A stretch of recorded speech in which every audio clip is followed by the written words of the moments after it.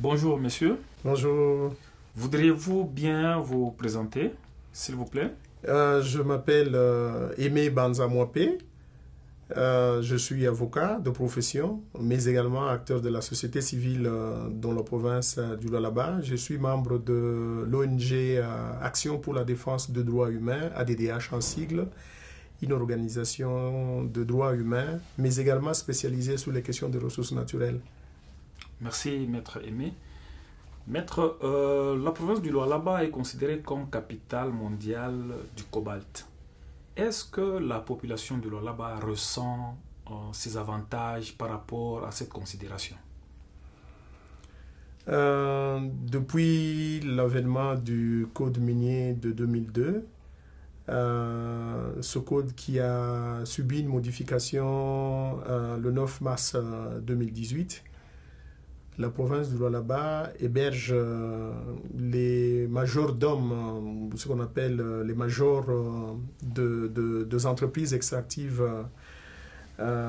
qui exploitent non seulement le cuivre, mais également le cobalt. Et comme vous l'avez dit dans votre question, la province du Lualaba héberge de grands gisements contenant de cobalt. Et je dois dire que depuis 2006, nous avons vu petit à petit se développer le secteur minier industriel. Entre juillet et août 2006. Et jusqu'au jour d'aujourd'hui, nous avons plus ou moins 25 à 30 entreprises industrielles, si ma mémoire ne me trahit pas. Et en termes de retombées, je dois vraiment avouer que nous sommes en retard en ce qui concerne le développement de la province du Lualaba en termes de retombées. Parce que quand on dit retombées, il faut voir un certain nombre de secteurs, notamment en ce qui concerne les infrastructures. Ça peut aller aux infrastructures hospitalières, les routes de desserte agricole. Vous voyez, par exemple, nous qui vivons ici à Kolwezi, au chef-lieu de la province, nous ne sommes pas en mesure d'atteindre la deuxième ville de la province du Lualaba, qui est Kassaji, qui est seulement à 300 km d'ici. Donc, les défis qui sont devant nous sont encore assez nombreux à relever, d'autant plus que les secteurs miniers, industriels et même artisanaux, il y a beaucoup de paramètres en termes de corruption, parce que comme vous le savez, la province à elle seule bénéficie d'une quotité de 25% de la redevance minière sur toutes les entreprises extractives qui opèrent dans la province du Lualaba, mais également les entités territoriales décentralisées qu'on appelle ETD, de par l'article 3 de la Constitution, que sont la ville, la commune, les secteurs et la chefferie.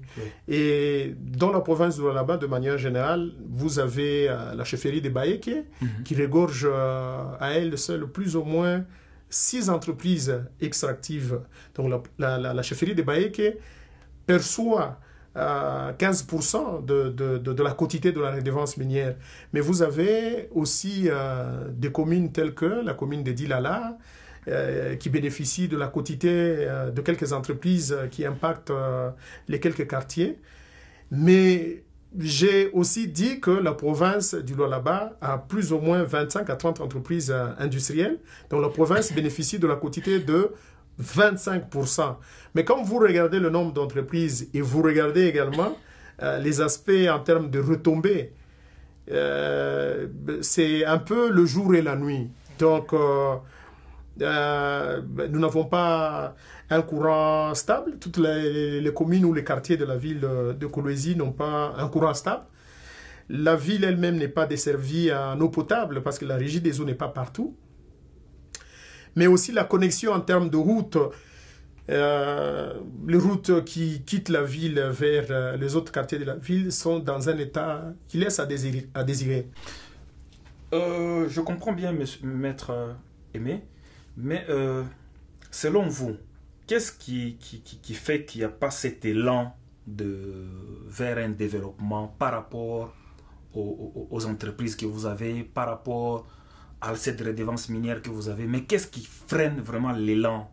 Plusieurs facteurs qui freinent cet élan, notamment la corruption, qui est presque érigée en système de gouvernance dans notre pays depuis plusieurs années. C'est depuis les années Mobutu, les années Laurent Désiré Kabila, les années de 18 ans de Joseph Kabila et les années de Félix Tshisekedi. Donc, les systèmes politiques est fondé sur la corruption, les antivaleurs.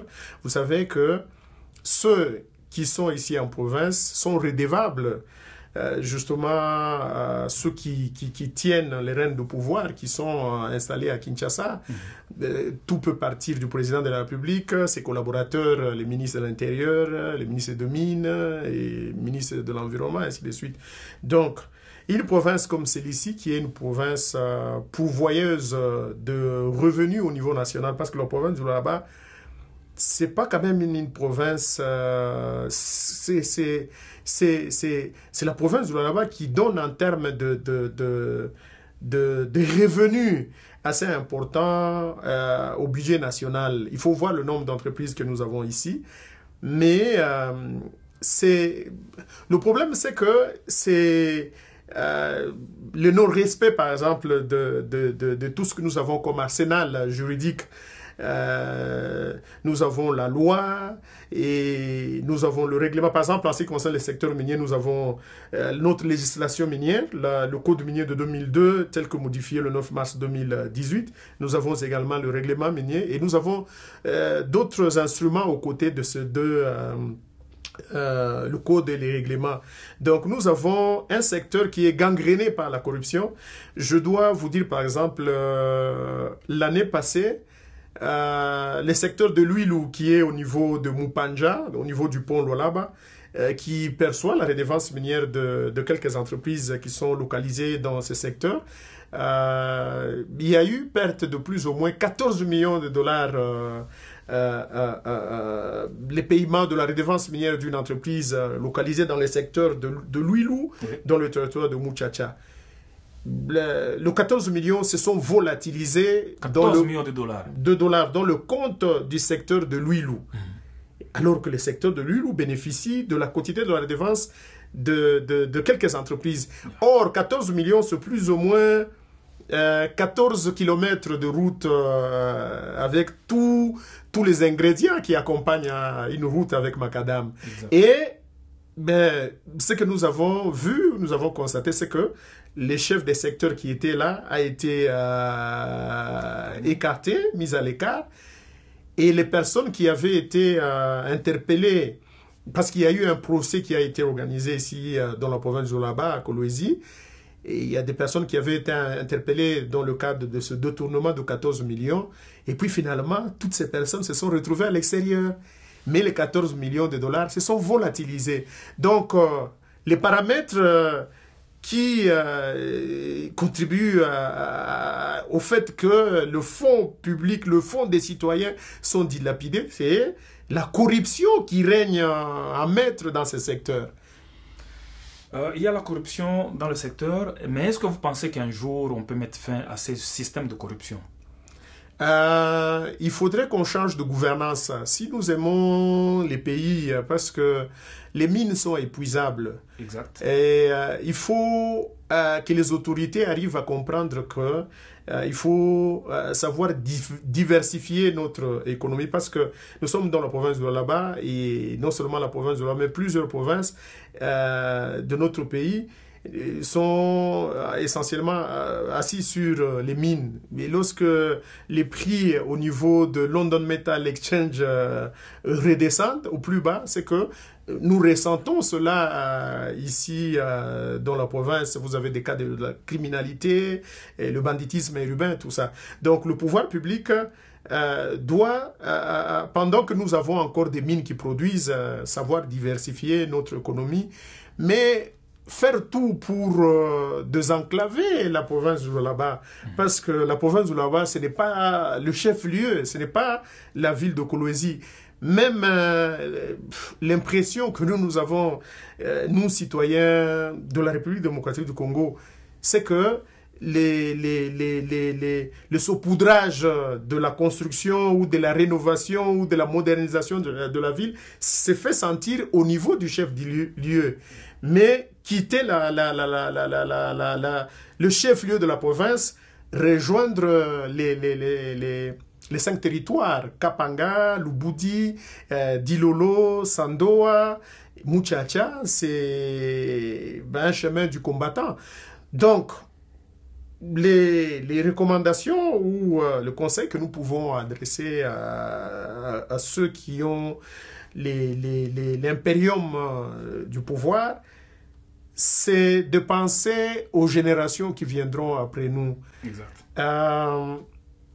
Si l'on se met à se partager les deniers publics, l'on se met à se partager tous ces revenus issus du secteur minier, qu'est-ce qui va se passer après notre départ, le jour où nous ne serons pas là, le jour où ces générations ne seront pas là, ceux qui viendront après nous, qu'est-ce que ils vont bénéficier de toutes les retombées du secteur minier? C'est de penser à ceux qui viendront après nous, c'est de faire tout pour que la République démocratique du Congo et plus particulièrement la province du Lualaba puissent réellement bénéficier des retombées du secteur minier.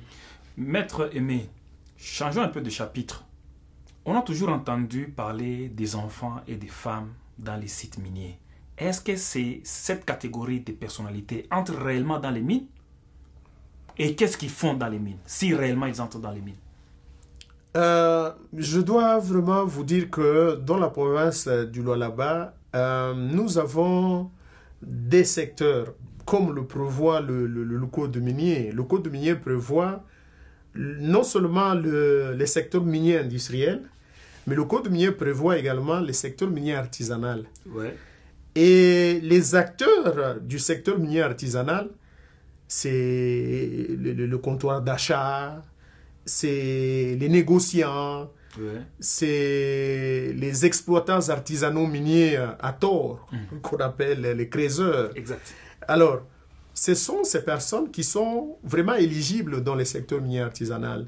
Et les exploitants artisanaux miniers, c'est les personnes physiques de nationalité congolaise qui ont 18 ans révolus, qui sont détenteurs d'une carte d'exploitant. Parce que lorsque vous êtes éligible, mais vous devriez également détenir une carte qui prouve réellement que vous travaillez dans les secteurs. Mais malheureusement, vous savez que je dois ajouter aussi un élément, c'est que le secteur minier artisanal est encadré par le SAEMAP, l'ex-SAESCAM. C'est le SAEMAP qui est vraiment le législateur a donné justement le pouvoir au SAEMAP. Le SAEMAP qui signifie Service d'assistance et d'encadrement du secteur minier, artisanal et à petite échelle. Ok. Voilà. Donc, les SAEMAP, c'est vraiment cet organe qui est censé encadrer les secteurs miniers artisanal à tous les niveaux. Mais j'étais en train de dire qui sont éligibles dans les secteurs miniers artisanal. Je vous ai dit qu'il y avait un certain nombre de personnes dont le code dit clairement que ces personnes sont éligibles. Et c'est un travail qui est exclusivement laissé aux nationaux. Ouais. Mais malheureusement, on constate que qu'il y a plusieurs sujets chinois, plusieurs sujets libanais, plusieurs sujets indiens, et disons le groupe indo-pakistanais qui sont dans les secteurs. Tout simplement parce que l'on se rend compte que les négociants, les coopératives minières n'ont pas assez de ressources pour acheter les minéraux, ainsi de suite, pour tenir le comptoir d'achat. Raison pour laquelle, vous voyez, par exemple, quand vous êtes à Kapata, quand vous êtes à Moussonoy, mais je dois aussi dire que c'est aussi un secteur où règne beaucoup de désordre. D'autant plus que le comptoir d'achat devrait, dans la tête des autorités, le comptoir d'achat devrait être localisé à Moussompo. Oui. N'est-ce pas? Exact. C'est à Moussompo où l'on devrait normalement trouver le comptoir d'achat. Mais au jour d'aujourd'hui, si vous sillonnez les sites miniers artisanaux, et d'ailleurs, il faudrait savoir que la zone qui a été instituée à un site minier artisanal, ou de par le code minier en ZDA, zone d'exploitation artisanale ZEA, c'est le site de Kasulo, qui a été attribué à CEDEM, à Congo Dongfang International Mining, qui est une firme chinoise qui rachète le cobalt. Donc, quand vous sillonnez toute la province du Lualaba, plus particulièrement dans la ville de Kolwezi, vous allez vous rendre compte, nous n'avons qu'une seule zone d'exploitation artisanale ZEA instituée de manière officielle. C'est Kasulo. Et comme vous le savez, Kasulo, c'était un quartier urbain, c'était un quartier où habitaient les anciens pensionnés de la Gécamine. Justement, c'est par là que je voudrais savoir comment est née cette activité. Oui, justement. Laisse-moi le temps de compléter les informations. Je vais revenir par Kasulo. Exact. Parce que nous-mêmes, nous y avons travaillé en 2016 pour identifier les enfants qui travaillaient là-bas. Avant qu'on nous détruise Kasulo et que le gouvernement provincial signe un accord de partenariat avec CEDEM. Donc, je disais que les comptoirs d'achat sont censés être à Moussompo. Mais malheureusement, en République démocratique du Congo, nous avons les lois, mais nous avons aussi le fait que les lois ne sont pas respectées. Les lois ne sont pas appliquées par ceux qui sont censés le faire. Raison pour laquelle, si vous allez sur le terrain, vous allez vous rendre compte que plusieurs endroits de la ville de Kolwezi, notamment Tchala, Chamundenda, Luilou, Kapata, Moussonoy, vous trouverez plusieurs comptoirs appartenant aux Chinois. Pourquoi les Chinois sont entrés dans ce secteur? Parce que les Congolais n'ont pas assez de capacité d'avoir de ressources financières pour acheter le produit minier issu du secteur minier artisanal. Raison pour laquelle, vous voyez, la plupart de coopératives minières, parce que les coopératives minières sont censées être détenues par le Congolais. Mais malheureusement, les Congolais sont derrière les Chinois et les Indo-Pakistanais. Et c'est en violation de la loi le fait que les comptoirs sont dans les quartiers urbains. Et avec comme conséquence, parce que les minéraux qu'on achète, qui sont achetés par les Chinois, vous trouverez dans la plupart de ces minéraux qu'il y a de produits uranifères. Exact. Et ces produits ne doivent pas être dans des parcelles résidentielles, ainsi de suite. Donc ça, c'est le côté bémol de tout ce que nous voyons. Mais aussi, je dois ajouter, c'est que les femmes que vous voyez dans la plupart des cas, vous retrouvez dans la plupart des cas les femmes et les enfants au niveau de nettoyage des minéraux. Les femmes, quand vous allez dans plusieurs sites miniers artisanaux, vous allez trouver que les femmes sont là où il y a de l'eau. Vous trouverez que ce soit à Kamilombe ou à l'entrée de la cité de Kapata, vous trouverez toujours de petits lacs artificiels.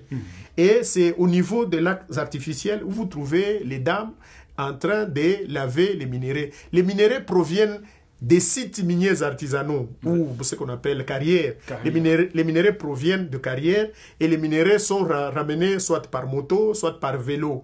Et les minéraux doivent être lavés et pour avoir une qualité assez pure. Donc il faudrait dégager tout ce qui est stérile et ainsi de suite. Il faut avoir les minéraux. Raison pour laquelle vous voyez les femmes en train de laver. Nous qui sommes acteurs du secteur, nous allons très souvent dans les sites miniers artisanaux. C'est rare que vous puissiez rencontrer les femmes dans les sites miniers artisanaux. Parce que les femmes actrices du secteur sont éligibles. Oui. Sont éligibles. Vous trouverez des femmes négociantes, elles sont éligibles, elles entrent dans les sites miniers artisanaux, mais elles font face à nos coutumes, hein, ainsi de suite. Bon, il y a toujours cette problématique, cette question. Les femmes qui sont dans les mines industrielles, les mines, comme on dit en Swahili, minerais napotea, hein, les mines, les produits vont disparaître. Oui. Donc, c'est un faux fouillant. Donc, les femmes, la plupart des femmes et les enfants, on le retrouve au point de lavage. Les enfants, qu'est-ce que les enfants vont chercher dans les mines? À cause de la pauvreté, vous trouvez les enfants qui vont vendre les beignets, qui vont vendre le fruit. Les enfants vont vendre de l'eau, les enfants vont vendre de produits, le boisson sucré, et les cacahuètes. Les enfants, il y a d'autres enfants qui sont curieux, qui sont amenés par leurs amis, qui vont faire le ramassage. Qui vont faire le ramassage de tout ce qui est jeté, ainsi de suite. Dire que les enfants travaillent dans les mines artisanales, je ne suis pas tout à fait d'accord parce que moi-même, je suis un acteur du secteur. Et qu'est-ce qui s'est passé pour revenir justement à Kasoulo? Oui. Qu'est-ce qui s'est passé à Kasoulo? À Kasoulo, en réalité, les riverains, les habitants de Kasoulo ont commencé par creuser des fosses septiques.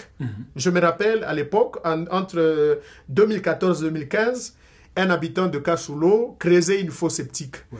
En creusant une fosse septique, cette personne s'est rendue compte qu'il y avait des produits similaires au cobalt. Exact. C'est ainsi que ça suscitait pratiquement la curiosité des autres voisins qui étaient dans le coin. Et puis finalement, petit à petit, quand nous étions en train de monitorer ce qui s'est passé réellement à Kasoulo entre 2014 et 2015, on s'est rendu compte que chaque fois qu'on passait à Kasoulo, on trouvait des bâches oranges qui ressemblaient à des toilettes, mais pourtant c'était une exploitation qui était en train de se faire en souterrain. Les gens sont allés au-delà de limites prévues par la loi. Et petit à petit, ça a gagné plusieurs parcelles. Alors, pour raison de sécurité, comme vous le savez, le pouvoir public, c'est notre parent. Le pouvoir public a pris des mesures pour protéger la population. Déjà, en amont, il y a eu un rapport publié par Amnesty International et AfriWatch et sur les dangers qui guettaient la population de Kasoulo. Parce que le rapport lui-même était intitulé « Voilà comment on meurt ». Ce rapport a été publié en 2014. Et ce rapport a alerté le monde entier, y compris les utilisateurs finaux de tous les produits qui sortent de la République démocratique du Congo. Ça a alerté les autorités nationales et même les autorités provinciales. C'est ainsi qu'en 2016, le gouvernement provincial était obligé de signer un accord, un partenariat avec un privé, CEDEM qui est Congo Dongfang International Mining, qui est une filiale de Huayou Cobalt. Donc, le gouvernement provincial était obligé de signer un partenariat avec CEDEM pour que... Qu'est-ce qui s'est passé en réalité? L'accord, CEDEM a donné de l'argent au gouvernement provincial et le gouvernement provincial était obligé de délocaliser les communautés locales. Mais malheureusement, ce processus ne s'était pas déroulé comme la loi le veut. Parce qu'en réalité, le code minier, je crois à son article 281, voudrait que la délocalisation soit accompagnée par la relocalisation ou la réinstallation des communautés locales. Parce que la délocalisation, elle est soit physique, mais elle est aussi économique. Exactement. Comme vous le savez, dans un milieu comme Kasoulo, il y avait des personnes qui habitaient dans leur maison, mais il y avait aussi ceux qui détenaient des commerces, des activités. Il y avait ceux qui avaient, par exemple, moi j'ai vu qu'il y avait l'école, il y avait l'église presbytérienne qui avait une école, il y avait des centres de santé, il y avait des bars, il y avait des restaurants. Donc, on a délocalisé les personnes physiques, mais il fallait délocaliser aussi les activités commerciales. Dans les standards de délocalisation et relocalisation, c'est que quand on délocalise, on doit réinstaller, on doit également accompagner les communautés locales, soit sur le plan des AGR, des activités génératives des revenus. Donc, ces personnes qui avaient été délocalisées avaient des activités dans leur milieu d'activité d'antan. Parce que Kasulo, c'est quand même un milieu urbain. Mais il y a aussi une autre problématique, c'est que sur Kasulo, bien que Kasulo c'est un milieu urbain, mais déjà sur Kasulo, il y avait déjà par le passé un permis d'exploitation appartenant à la GECAMIN. Ok. Donc Kasulo, un autre problème qu'on est venu créer, c'est que le gouvernement provincial devrait tout d'abord se rassurer que la GECAMIN avait soit abandonné son permis d'exploitation, n'est-ce pas? Parce que lorsqu'on est détenteur d'un permis d'exploitation, on est également assujetti au paiement de droits superficiaires au cadastre minier. Donc, Kasulo, en réalité, c'est un site qui appartenait à la GECAMIN. Oui. Mais malheureusement, des années plus tard, il s'est fait que des gens sont allés habiter sur cet espace-là. Et puis finalement, le gouvernement provincial a signé un partenariat, un contrat avec CEDEM. Donc, le processus tel qu'il a été mené, nous l'avons décrié parce que nous avons même produit un rapport à ce sujet pour fustiger le fait qu'il y avait pratiquement un vol qui avait été organisé sur Kasulo. Parce que CEDEM avait remis de l'argent, n'est-ce pas? Oui. Or, nous, dans notre culture, nous n'avons pas la politique de publier ce qu'on a reçu. Et pourtant, la République démocratique du Congo a adhéré à l'ITIE, l'initiative pour la transparence des industries extractives. Donc, tout ce que vous recevez des miniers du secteur privé, vous, l'État, vous devriez mettre cela à la disposition du public, de la population. Parce que la population, c'est en réalité les souverains primaires. Eux ne sont que des mandataires de la population. Donc, on devrait, en réalité, le gouvernement provincial de l'époque devait normalement publier le montant qu'ils avaient reçu des CEDEM. Pour dire, par exemple, vous devez mettre, par exemple, sous les sites de la province du Lualaba. Malheureusement, ces sites ne fonctionnent pas au jour d'aujourd'hui. Les sites fonctionnaient à l'époque. Au jour d'aujourd'hui, ces sites ne sont plus opérationnels parce que les sites www.gouvlualaba.cd, on pouvait avoir toutes ces informations sur ces sites. Mais malheureusement, depuis que M. Mouyej avait été évincé et que le nouveau management est arrivé, les sites ne sont plus opérationnels. Donc, il y a tout ça. Nous ne savons pas. Et puis finalement, ceux qui ont été indemnisés, CEDEM, il y a une partie avait accepté qu'on construise des maisons pour eux à Samukinda. Samukinda, c'est un village qui est à plus ou moins 5 km de Kasulo. Ouais.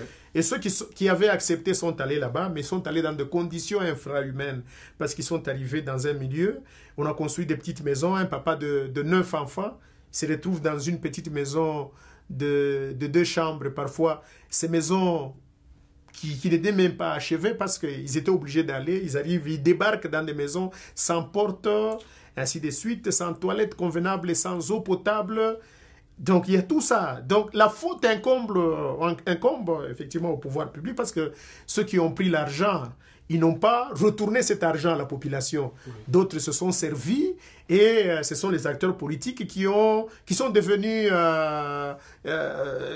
richards sur le dos de la population. Maître, vous avez touché un point qui est vraiment capital, soit disant que certains comptoirs sont dans les quartiers résidentiels et contenant de matières quelquefois uranifères. Et quels sont les dangers que courent les habitants qui sont tout autour de ces comptoirs tenus par les Chinois? Les dangers, je pense, qui guettent ces familles, je dirais par exemple, aujourd'hui, on ne peut pas sentir, parce que vous pouvez accepter d'héberger un comptoir d'achat de produits issus du secteur minier artisanal. Mais je sais aussi que, je voudrais peut-être ouvrir une parenthèse, c'est que tous les produits que reçoit le comptoir d'achat qui sont localisés dans le quartier urbain ne reçoivent pas seulement le produit ici du secteur minier artisanal, ils reçoivent aussi le produit volé dans les les espaces des industriels. Vous savez, c'est comme je vous ai dit ici, nous n'avons qu'une seule zone instituée de manière, de manière artisanale. C'est Kasulo. Oui. Et les autres zones, Kamilombe, Chipuki, ceci, cela, ce sont des quartiers urbains où les gens font l'exploitation de façon illégale. Oui. Et l'État est là, il regarde, il vient même percevoir des taxes. Donc, les autres sites, ce sont des sites illégaux ou des sites, entre guillemets, des sites de tolérance. Exact. Des zones de tolérance. Vous avez, par exemple, les sites appartenant à un industriel, et puis juste à côté, légèrement à côté, vous voyez, par exemple, les sites de Kamilombe. Donc, ceux qui travaillent là-bas, ils regardent là-bas les engins d'un industriel. Et la nuit, les artisanaux miniers sont spécialistes pour faire les galeries. Et c'est monnaie courante.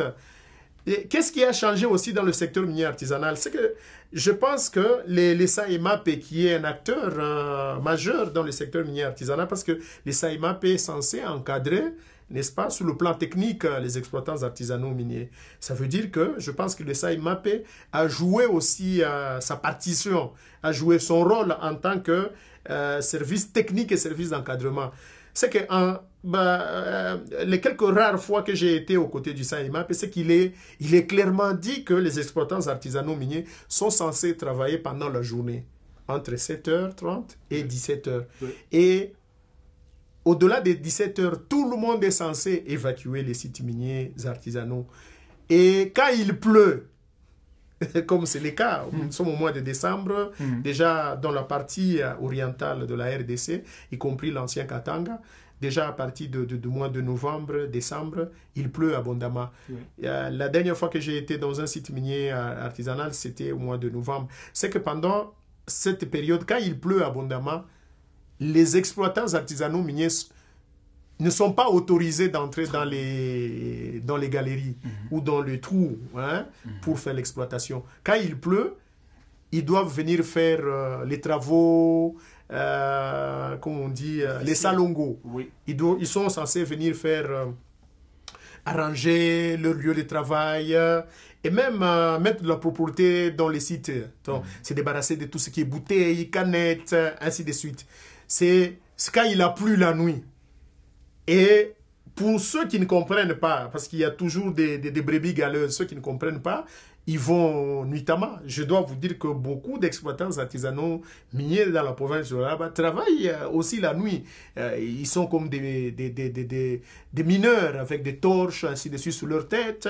Et vous les voyez parfois se donner le luxe ou les kilos d'aller jusque dans les mines nuitamment, au risque et péril de leur vie. Vous avez vu, par exemple, en 2019, je crois une année après la modification du code minier, beaucoup de sites miniers ont été envahis, que ce soit les sites de TFM ou les sites de KCC, ont été envahis par des exploitants miniers artisanaux. Et c'était des masses, des milliers d'exploitants miniers. Vous savez, les exploitants miniers, quand ils envahissent votre mine, c'est comme des fourmis. Et ils prennent tout sur leur passage. Ils ne viennent pas seulement chercher les minéraux, mais s'ils trouvent un générateur, ils trouvent un matériel appartenant à l'entreprise, et ils prennent. Et donc, c'est ça le côté négatif, parce que les minéraux qui sont approvisionnés dans les différents comptoirs, ce ne sont pas seulement les minéraux issus du secteur minier artisanal. Oui. Vous avez aussi des minéraux volés chez les industriels nuitamment, et qui sont déversés aussi dans le comptoir, qui sont localisés dans les quartiers résidentiels de la ville de Kourouzi et ailleurs. C'est que les dangers, nous ne pouvons pas, par exemple, les sentir maintenant là. Okay. C'est comme tous ces miniers ou ces exploitants miniers, les dangers qui les guettent lorsqu'ils vont dans les mines sans EPI. Les EPI, c'est ce qu'on appelle les équipements de protection industrielle et individuelle. Exact.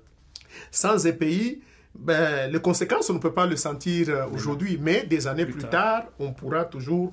Et les dangers qui guettent, par exemple, les familles qui hébergent le comptoir d'achat des minéraux dans le quartier urbain, c'est que tous les produits miniers contiennent toujours ces particules de produits uranifères ou de produits toxiques. Exact. Mais le fait d'héberger des comptoirs dans les parcelles des particuliers, ces familles qui sont là-bas, les enfants qui vivent là-bas s'exposent aux maladies, et peut-être des maladies qui seront dans les années à venir incurables.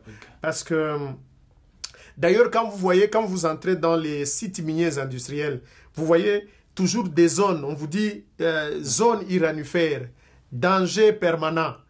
Voyez-vous, ce sont des zones où vous n'êtes pas censé passer beaucoup de temps dans ces zones. Soit vous êtes dans le véhicule, vous passez, mais vous voyez au moins l'indication zone uranifère ou zone dangereuse. Ça, c'est dans les sites miniers industriels. Mais maintenant, que dire de ces secteurs où il n'y a pas assez de contrôle, il n'y a pas assez de l'ordre et les lois ne sont pas aussi appliquées, ainsi de suite. Donc, l'État a vraiment du pain sur la planche pour vraiment sécuriser la population, vraiment qui sont confrontés à ces phénomènes. Est-ce que nous pouvons dire que l'informel prime sur le formel dans ces secteurs? Sur le terrain, quand vous allez, effectivement, en palpant du doigt, nous-mêmes acteurs de terrain, en palpant du doigt ce qui se passe sur le terrain, vous allez un peu vous mettre dans ces situations-là, qui vraiment l'informel a tendance à primer sur l'informel. Comment voulez-vous comprendre que tous ces sujets étrangers, ces Indo-Pakistanais, ces Libanais, ces Chinois d'ailleurs qui sont devenus en grand nombre, se retrouvent pratiquement dans les zones où ils ne devraient pas en réalité y être. Vous comprenez? Donc, je suis tenté justement de vous rejoindre pour dire l'informel est en train petit à petit de primer sur les formels. Parce qu'on voit que les Chinois, les Indo-Pakistanais gagnent de plus en plus de terrain. Parce que, comment voulez-vous comprendre que l'État est là, les lois sont là, mais les comptoirs d'achat sont installés dans les quartiers urbains. Et pendant ce temps, où est l'État? La division des mines est là, dans la province. Les SAEMAP et le directeur provincial est là. Il a ses agents. Il travaille avec un certain nombre de chefs de bureau, de techniciens de terrain. Et pourquoi les comptoirs d'achat continuent à pulluler dans nos quartiers urbains? Donc là, ce sont encore des défis à relever dans le secteur minier, artisanal, industriel. Maître, est-ce qu'au jour d'aujourd'hui, nous pouvons dire que la chaîne d'approvisionnement de minerais dans le Lualaba est clean?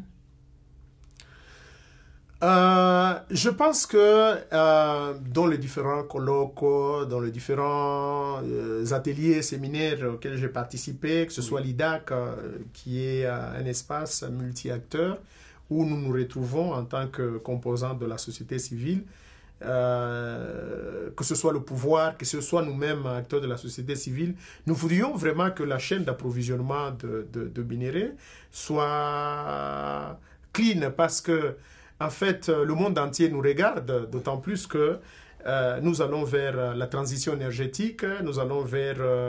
la province du Lualaba regorge des minéraux critiques, n'est-ce pas, qui sont recherchés par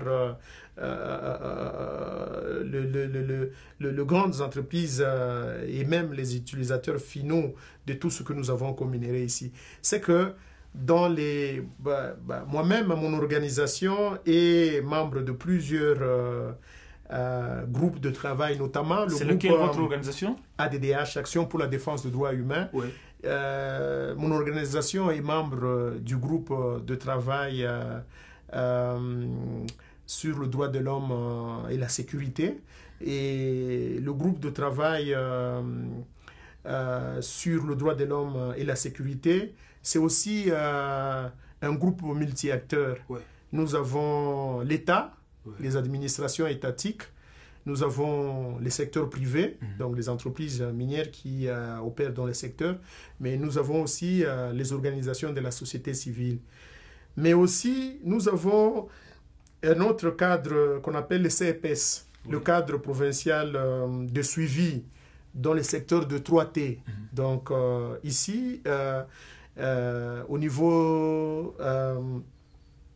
au au niveau où est érigé le barrage de Boussanga, il y a des entreprises qui exploitent la cassiterite là-bas. Donc, nous avons également au niveau de la province de Lualaba un groupe de travail, le comité provincial de suivi du secteur de 3T. 3T, c'est quoi? C'est ceux qui sont dans le coltan, la cassiterite, exactement, et les autres minéraux que vous retrouvez dans la partie est de notre pays. Donc, ici, dans la province de Lualaba, nous, comme organisation de la société civile, nous sommes dans le comité provincial de suivi pour les entreprises qui travaillent dans les secteurs de la cassiterite. Il y a une organisation internationale qui accompagne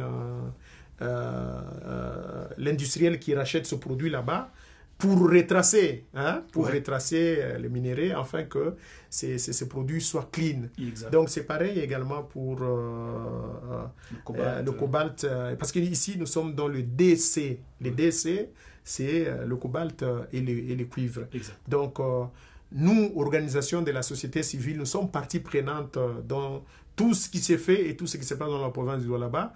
Et nous luttons à ce que la chaîne d'approvisionnement soit clean. Donc, il ne faudrait pas qu'il y ait des enfants dans ce secteur.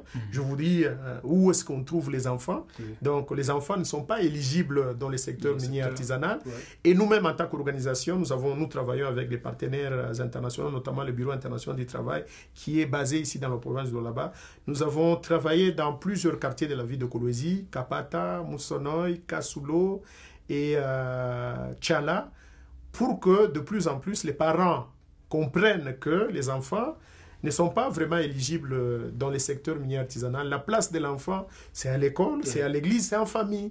Donc l'enfant, vous savez, même quand on rentre dans les Saintes Écritures, je crois que c'est Paul qui disait aux Corinthiens que ce sont les parents qui doivent fournir des efforts pour faire manger leurs enfants. Et ce ne sont pas les enfants qui doivent travailler pour assurer ou nourrir leurs parents.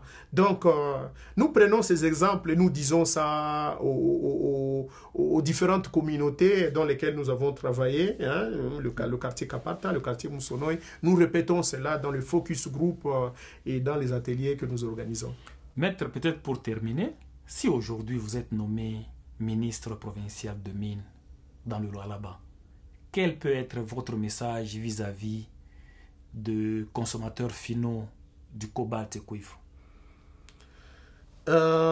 C'est de racheter le produit issu de la province de Lualaba en suivant la chaîne d'approvisionnement, n'est-ce pas? En suivant tout ce qui est prévu par la loi et les règlements miniers dans le secteur. Parce qu'en fait,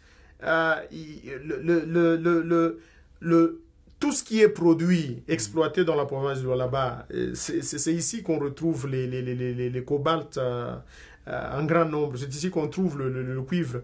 Ça veut dire que ces produits alimentent l'industrie internationale et tout ce que nous avons comme les gadgets, les Tesla, tout ce que nous avons, tout ce qu'on produit, les départs, c'est la province de Lualaba. Et ça alimente la chaîne d'approvisionnement au niveau international. Donc, le respect de la loi, le respect de la chaîne d'approvisionnement des minéraux et de lutter contre la corruption et de tous les antivaleurs qui, malheureusement, gangrènent aussi ce secteur. D'accord, maître, je vous remercie. Le plaisir a été pour moi. C'est à moi de vous remercier. Merci.